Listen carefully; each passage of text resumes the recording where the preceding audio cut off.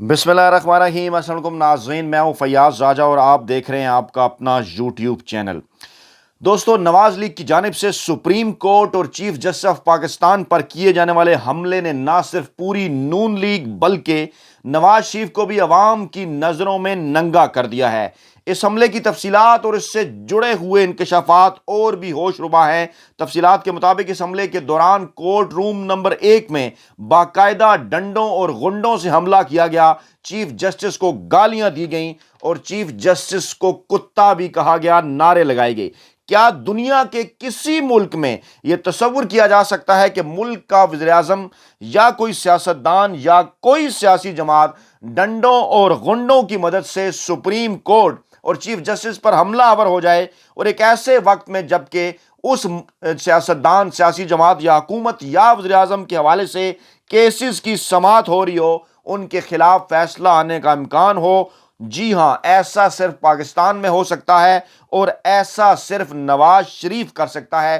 होशरुबा जो तफसीलात हैं आपके सामने रखने जा रहा हूं, तारीख के झरोके से तारीखी दस्तावेजात, सुप्रीम कोर्ट किताब, सीनियर सहाफ़ी इलियास चौधरी साहब की। उन्वान है सुप्रीम कोर्ट पर हमला।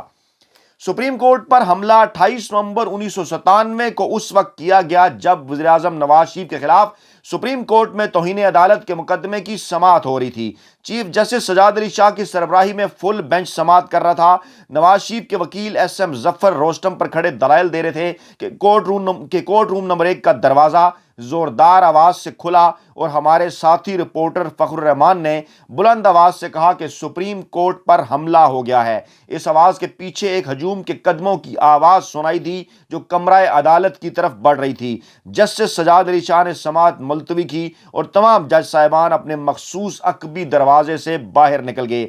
हजूम अदालत के अंदर दाखिल हुआ और तोड़ फोड़ के अलावा मार कटाई भी शुरू कर दी। इनमें नवाज शरीफ के political secretary colonel retired Mushtaq Tahir Kheli पेश थे। सुप्रीम कोर्ट के बाहर और अंदर नवाज लीगी कारकुन जस्टिस सजाद अली शाह के खिलाफ नारे लगा रहे थे। एक वीडियो भी आपको दिखाता हूं। चीफ जस्टिस को कुत्ता कहा जा रहा है और तोड़ फोड़ करते जा रहे थे। इनमें मुस्लिम लीगी एमएनए और एमपीएस भी शामिल थे। सुप्रीम कोर्ट का कोर्ट रूम नंबर 1 मैदान जंग बन गया था। बाज मुस्लिम लीगी कारकुन सीनियर एडवोकेट अकरम शेख पर भी पल पड़े। पीटीवी नीलाम घर के एंकर तारिक अजीज जो नवाज शरीफ के टिकट पर एमएनए बन गए थे, वो भी तोड़ फोड़ में शामिल रहे। उन्होंने कमरा अदालत के दरवाजे पर नेम प्लेट उखाड़ फेंकी। तफसीलात बताता हूं आपको। नवाज शरीफ चीफ जस्टिस से बाला बाला खसूसी अदालतें कायम करना चाहते थे। 28 नवंबर 1997 को सुप्रीम कोर्ट पर हमला हुआ तो पुलिस ने 2 घंटे की कार्रवाई के बाद हालात पर काबू पाया। बाद अज़ां हमले के खिलाफ सुप्रीम कोर्ट में समाअत हुई तो सीनियर जज जस्टिस नासिर असलम जाहिद की सरबराही में कमीशन कायम किया गया, जिसने बयानात कलमबंद किए और तमाम शवाहिद इकट्ठे किए। सहाफ़ियों से भी रिपोर्ट मांगी गई तो हमारी तरफ से अल्ताफ भट्टी ने एक रिपोर्ट तैयार की जिसमें सारी तफसील दी गई कि किस तरह नवाज लीगी कारकुनों को बसों में लाहौर से भर के इस्लामाबाद लाया गया था और हमले के बाद उन्हें पंजाब हाउस में ले जाकर खाना खिलाया गया। कीमा भरे नान और बिरयानी उस वक्त से चल रही है। जस्टिस नासिर असलम जाहिद ने तफसीली समाअत के बाद जो रिपोर्ट दी, इसे पढ़कर हमें हंसी आ गई। इस रिपोर्ट की मिसाल कुछ ऐसे थी कि एक चोरी के वाक़या पर कमीशन बिठाया गया। कमीशन ने गवाह और शहादतें इकट्ठी करके 1 माह बाद रिपोर्ट दी कि ये काम यकीनन किसी चोर का है। जस्टिस नासिर असलम ने नवाज शरीफ और शहबाज शरीफ के खिलाफ तमाम गवाहों के बयानात को मुस्तरद करके चंद कारकुनों को जिम्मेदार ठहरा दिया। सुप्रीम कोर्ट जो तनाज़ात हल करने का इदारा है, 2 लख्त हुई सुप्रीम कोर्ट। इस वक्त जस्टिस काजी फाइज ईसा के जो फैसले हैं, सूरत हाल 1997 ही की याद दिला रही है। उस वक्त तो नवाज शरीफ थे इस मामले के पीछे। अब मैं किसी पर इल्ज़ाम नहीं लगाता। जस्टिस काजी फाइज ईसा और जस्टिस यहिया आफरीदी जिस किस्म के फैसले कर रहे हैं, बेंचेस में ना बैठने के हवाले से आखिरकार सुप्रीम कोर्ट को 2 लख्त कौन करना चाहता है? सुप्रीम कोर्ट जो तनाज़ात हल करने का इदारा है, इसके जजों को मतनाज़ा बना दिया गया था। इंसाफ फराहम करने वाला इदारा खुद अंदरूनी और बैरूनी हमलों की जद में था। گولڈن جوبلی کا سال تھا اور اب پاکستان میں پلاٹینیم جوبلی کا سال ہے، اور جناب عدالتی تاریخ نے سیاہ دن دیکھا۔ Chief justice mister justice Sajjad Ali Shah remarks دیتے ہیں کہ افسوس سپریم کورٹ کو تقسیم کر دیا گیا، سینئر وکلا خون کے آنسو بہا رہے تھے، کوئٹہ اور پشاور سے اپنی مرضی کے فیصلے حاصل کر لیے گئے تھے، شاید کراچی اور لاہور میں کامیابیاں نہیں ہوئیں، کوئٹہ اور پشاور کی رجسٹری سے کیسے فیصلے حاصل کیے گئے؟ جس وقت جو مشیر ہیں وزیر اعظم کے اطاعت تارڑ، ان کے دادا مرحوم رفیق تارڑ جو صدر پاکستان تھے، ان کے بریف کیس نے کام دکھایا تھا۔ تفصیلات آپ کو بتا رہے ہیں۔ جسٹس مامون قاضی نے ریمارکس دیے کہ افسوس عدالت عظمیٰ تقسیم ہو گئی، ایک سپریم کورٹ اور دوسری سپریم کورٹ حقیقی۔ جو کچھ ہو رہا ہے اس کے پیچھے کون ہے، عوامل کیا ہیں، محرک کون ہے، سپریم کورٹ میں تقسیم کیوں ہوئی، تقسیم کرانے میں کس کا ہاتھ ہے؟ سوال یہ ہے کہ کیا سپریم کورٹ میں پیپلز پارٹی کے رہنماؤں کے خلاف کوئی مقدمات زیر سماعت ہیں؟ جواب نفی میں ہے۔ کیا سپریم کورٹ نے فوج یا صدر کے خلاف کچھ کیا؟ جواب نفی میں ہے۔ باقی رہ گئی تو حکومت، وزیر اعظم نواز شریف کی اور پارلیمنٹیرین کے خلاف توہین عدالت کا مقدمہ زیر سماعت تھا، وزیر اعظم نواز شریف کے خلاف قرضوں کی ریٹ شیڈولنگ کا معاملہ تھا، گندم سکینڈل کی درخواست بھی تھی۔ ان حوالوں سے یہ بات جی کو لگتی ہے کہ عدالت عظمیٰ کی توڑ پھوڑ کے پیچھے سوائے نواز شریف حکومت کوئی اور نہیں ہو سکتا۔ کوئٹہ بینچ کے مسٹر جسٹس ارشاد حسن خان اور مسٹر جسٹس خلیل الرحمان نے الارمنگ فیصلہ دیا۔ ارشاد حسن خان کو جسٹس سعید الزمان صدیقی کو بعد میں نوازا بھی گیا۔ انہوں نے کہا کہ چیف جسٹس کا تقرر غلط ہوا، ان کا نوٹیفیکیشن منسوخ کیا جائے۔ عام آدمی کا پہلا اعتراض تو یہ تھا کہ جناب چیف جسٹس سجاد علی شاہ کا تقرر تو 3 سال پہلے ہوا تھا، اب فروری 1998 میں تو 2-3 ماہ میں وہ ریٹائر ہونے والے تھے، اب ان کی تقرری غیر قانونی دینے کی وجہ کیا تھی؟ عام آدمی کے سوال کا بڑا ہی سادہ جواب تھا کہ نواز شریف کے خلاف سجاد علی شاہ اس وقت کچھ کیسز کی سماعت کر رہے تھے، اور نواز شریف نقد سودا کرتے ہیں، ادھار نہیں رکھتے۔ کوئٹہ بینچ کے جج مسٹر جسٹس ارشاد حسن نے چیف جسٹس کو معطل کر دیا۔ واہ واہ سبحان اللہ۔ مسٹر جسٹس ارشاد حسن پہلے وزارت انصاف اور قانون کے سیکرٹری رہے، انہوں نے لوگوں کو فہم کے لیے آئین 1973 کا اردو ترجمہ بھی شائع کیا۔ جس جج نے لوگوں کو دستور سمجھانے کی کوشش کی، اس جج سے آئین کا آرٹیکل 209(7) کیسے نظر انداز ہو گیا؟ یہ آرٹیکل کہتا ہے کہ عدالت عظمیٰ کے جج کو صرف سپریم جوڈیشل کونسل کے ذریعے ہی برطرف کیا جا سکتا ہے۔ ارشاد حسن صاحب سے سوال ہو سکتا ہے کہ رجسٹری کیا براہ راست آئینی پٹیشن کی سماعت کر سکتی ہے؟ یہ بھی سوال کیا جا سکتا ہے کہ آئین کے آرٹیکل 176 کو کہاں چھوڑا گیا؟ سپریم کورٹ کا تو وجود ہی چیف جسٹس اور ججوں پر مشتمل ہے، یہ عہدہ خالی نہیں رہ سکتا۔ اگر چیف جسٹس کو ختم کر دیا جائے تو سپریم کورٹ ختم ہو جاتی ہے، پھر کوئٹہ بینچ سپریم کورٹ کی حیثیت کیا رہ جاتی ہے؟ رجسٹری کا ذکر آپ نے سنا، پھر وہی ہو رہا ہے۔ اب بھی Quetta registry, Karachi registry, Lahore registry, آپ بات سن رہے ہوں گے قاضی فائز صاحب کو کراچی رجسٹری میں کچھ کیسز کی سماعت کرنی تھی، خود سے وہ معاملہ کیسے کینسل ہوا، رجسٹرار پر کیا الزامات لگے، بینچز پر کیا الزامات لگ رہے ہیں؟ حالانکہ یہ چیف جسٹس کا اختیار ہے۔ معاملات کو وہیں لے جانے کی کوشش 1997 کی تاریخ ایک مرتبہ پھر اسی مافیا کی حکومت میں دہرائی جا رہی ہے۔ جسٹس ارشاد حسن خان اور جسٹس خلیل الرحمان کے فیصلے کو تسلیم بھی کر لیا جائے تو کہ یہ عدالت عظمیٰ کا فیصلہ ہے تو تکنیکی باتوں میں پڑھنے کی ضرورت نہیں، تو پھر کل کیا ہوگا؟ دیگر ججوں کے سامنے یہ نظیر موجود ہوگی، اور وہی پھر ہوا۔ یہ لکھا گیا کتاب میں، اپنے اپنے چیمبروں میں بیٹھے ایک دوسرے کو نکالتے اور تقرریوں کو منسوخ کرتے رہیں گے۔ کیا آپ کو اس سپریم کورٹ میں ایسا نظر نہیں آ رہا؟ آج ایک چیف جسٹس کا انتظامی کنٹرول اگر باقی ججوں کو قبول نہیں تو کل کیا ہوگا؟ آج کیا ہو رہا ہے؟ کل کا چیف جسٹس اس ادارے کو کیسے چلائے گا؟ یہی اس وقت چیف جسٹس عمر عطا بندیال بھی یقیناً سوچ رہے ہوں گے۔ سوالات کا گویا طوفان تھا، کوئٹہ بینچ نے گویا بند توڑ دیا۔ آخر سپریم کورٹ کے سینئر ترین جج مسٹر جسٹس اجمل میاں جو چیف جسٹس بننے والے تھے نے کیوں اس موقف کو تسلیم کرنے سے انکار کر دیا؟ اس لیے کہ انہیں معلوم تھا کہ وہ چیف جسٹس بنیں گے تو کیسے معاملات چلائیں گے۔ آج کے چیف جسٹس کے ذہن میں یہ سوالات پیدا ہو گئے ہیں۔ ہر جج اپنی مرضی کا بینچ بنانے لگے گا تو خود ہی آئینی پٹیشنوں کی سماعت کرے گا اور خود ہی برادر ججز کو عہدے سے برطرف کر دے گا، تو گویا انارکی کا راستہ کھل جائے گا۔ کیا یہ راستہ کھولا نہیں جا رہا؟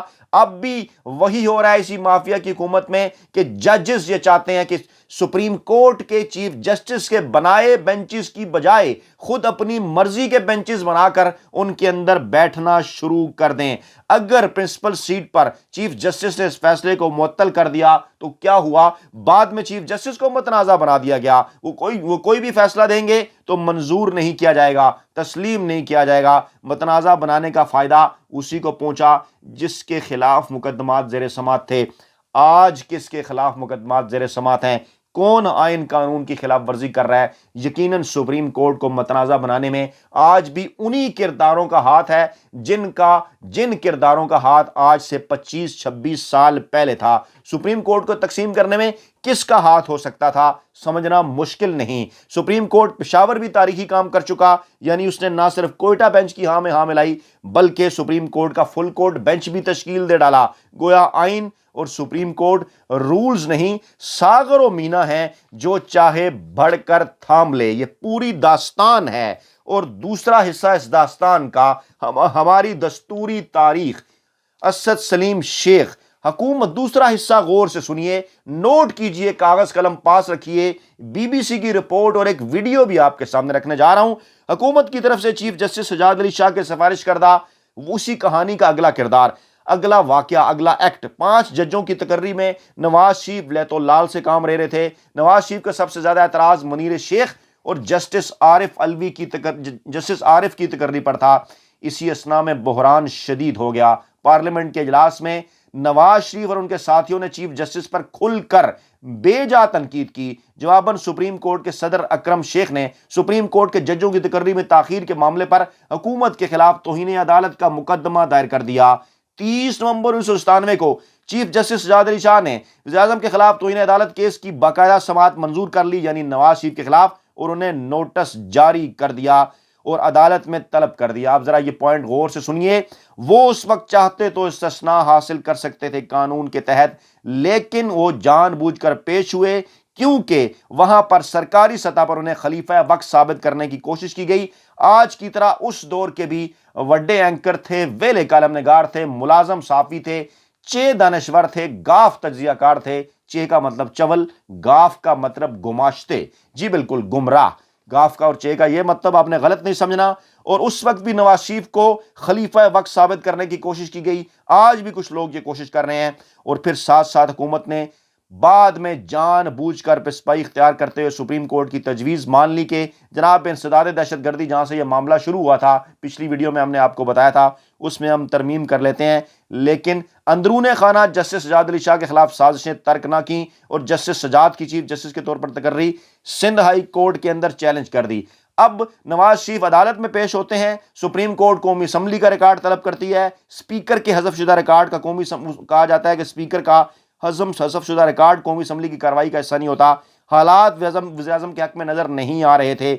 इसी रोज उन्होंने अपनी रबड़ स्टैंप कौमी असम्बली से तौहीन अदालत एक्ट 1976 में तरमीम करवाते हुए अपील के हक की मंजूरी हासिल कर ली। नवाज शरीफ का कारनामा चंद घंटों के अंदर कि वह अपील भी कर सकता हूं, रबड़ स्टैंप असम्बली से कानून बदलवा डाला और उस कानून के मुताबिक तौहीन अदालत केस में सुप्रीम कोर्ट का बेंच उनके खिलाफ फैसला करता है, जो कि आने वाला था, उन्हें नजर आ रहा था। तो इस सूरत में फैसले के खिलाफ एक और बेंच के पास इंट्रा कोर्ट अपील की जा सकेगी। और अगर बेंच में शामिल जजों की अक्सरियत ने फैसला दे दिया कि इस फैसला के खिलाफ फुल कोर्ट नजरसानी की अपील की समाअत करेगा।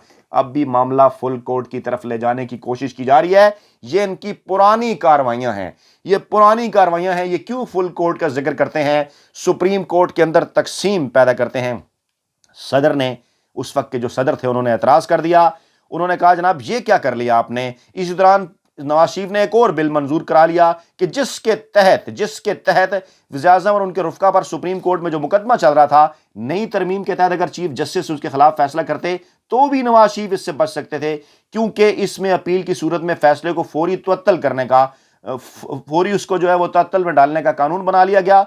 सदर फारूक लगारी इस तरमीमी बिल पर साइन के दस्तखत के हक में नहीं थे, तो नवाज शरीफ ने उनके खिलाफ मुखावजे की तैयारियां शुरू कर दी।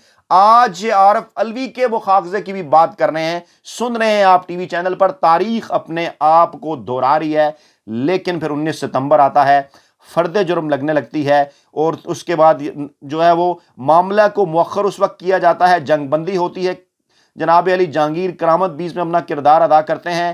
اس سپریم کورٹ جو ہے وہ صدر کو توہین عدالت کے بل پر اثر دستخط کرنے سے روک دیتی ہے، ہفتے کی مہلت دی جاتی ہے اور اس کے بعد سماعت 28 نومبر تک ملتوی ہوتی ہے۔ اور لیکن پھر 28 نومبر کو کیا ہوتا ہے اس کی تفصیلات میں نے آپ کے سامنے رکھی۔ 28 نومبر 97 پاکستان کی سیاسی اور عدالتی تاریخ کا سیاہ ترین دن، حکومتی سیاسی کارکنوں نے جس میں ارکان پارلیمنٹ بھی شامل تھے، سپریم کورٹ کی عمارت پر حملہ کر دیا۔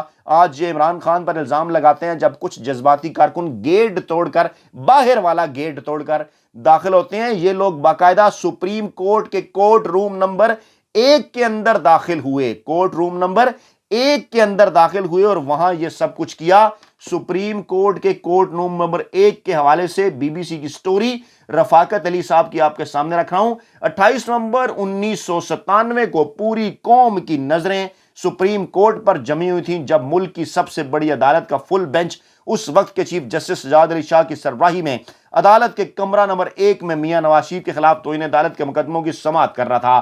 سماعت اختتامی مرحلے میں داخل ہو چکی تھی۔ امید کی جا رہی تھی کہ آج عدالت اس وقت کے وزیر اعظم میاں نواز شریف کے خلاف فیصلہ سنانے والی ہے۔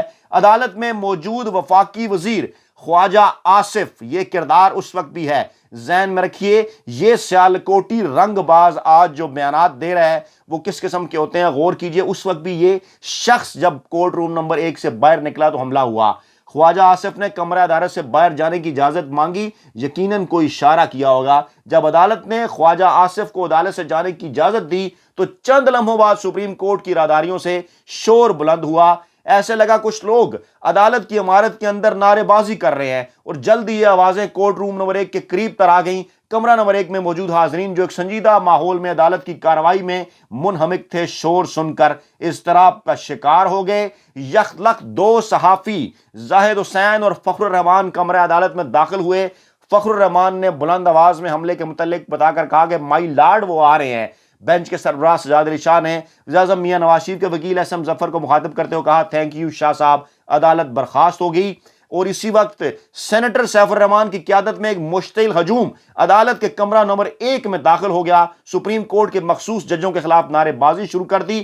راولپنڈی سے مسلم لیگ کے ایم پی اے سردار نسیم نے صحافی فخر الرحمان پر حملہ کر دیا، جن کی مداخلت سے مسلم لیگی غنڈوں کے ہاتھ، لفظ لکھا ہے بی بی سی نے، غنڈوں کے ہاتھ ججوں کے گریبان تک نہیں پہنچ سکے تھے۔ اس دوران ڈان کے فراز ہاشمی کی مداخلت سے فخر الرحمان کی پٹائی تو بند ہو گئی، لیکن سجاد علی شاہ فیصلہ نہ سنا سکے۔ پھر 2 متوازی عدالتیں لگیں اور ہم نے دیکھا کہ فخر الدین جی ابراہیم اور سابق وزیر قانون مرحوم سید اقبال حیدر اشکبار تھے، وہ رو رہے تھے اور نیچے انہوں نے لکھا، پھر میں اپنے دفتر کی طرف روانہ ہو گیا۔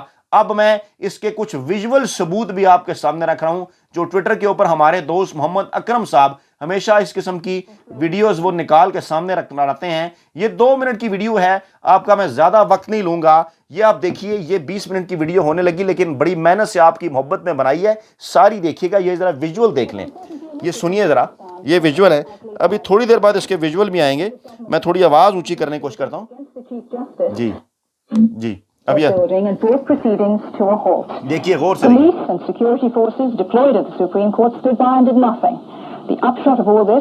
نواز شریف کے کارنامے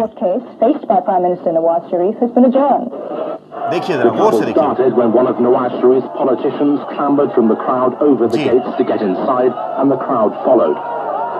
قوم بھولے گی نہیں یہ منظر۔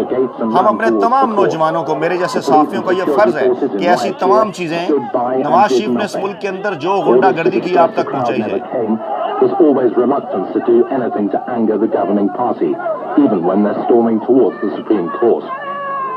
A few members of the crowd got into the court building and some ran onto the roof of the entrance, leading chants عمارت کے اوپر چڑھے ہوئے ہیں، نظر آ رہا ہے آپ کو، عمارت کے اوپر پولیس خاموش تماشائی، حکومت جو اپنی تھی جناب۔ دیکھیے ذرا منظر دیکھیے، یہ دیکھیے، یہ اب اس کے اوپر لکھا ہوا ہے چیف جسٹس سجاد علی شاہ کتا کے نعرے لگائے۔ وہ دیکھیے چیف جسٹس سجاد علی شاہ کتا کے نعرے لگائے نون لیگی کارکنوں نے۔ سجاد استغفر اللہ، سجاد کتا، جی بالکل، یہ دیکھیے مرد و خواتین کوئی قید نہیں، سارے ہیں، پولیس بھی ساتھ ہے. وہ دیکھیے بلڈنگ نظر آ رہا ہے آپ کو. روکتا ہوں یہیں پہ اور دعا کرتا ہوں کہ سپریم کورٹ کا آج آنے والے فیصلے سے پہلے نون لیگ دوبارہ یہ حرکت نہ کرے اور سپریم کورٹ کے اوپر حملہ نہ کر دے. خطرہ بہرحال موجود تھا، ہے اور رہے گا آگے بھی. یہاں پر اختتام کرتے ہیں. ویڈیو آپ نے دیکھی، اپنا بہت خیال رکھیے گا، دعاؤں میں یاد رکھیے گا. نئی ویڈیو کے ساتھ جلد آپ کی خدمت میں حاضر ہوں گے. اللہ نگہبان. Feed back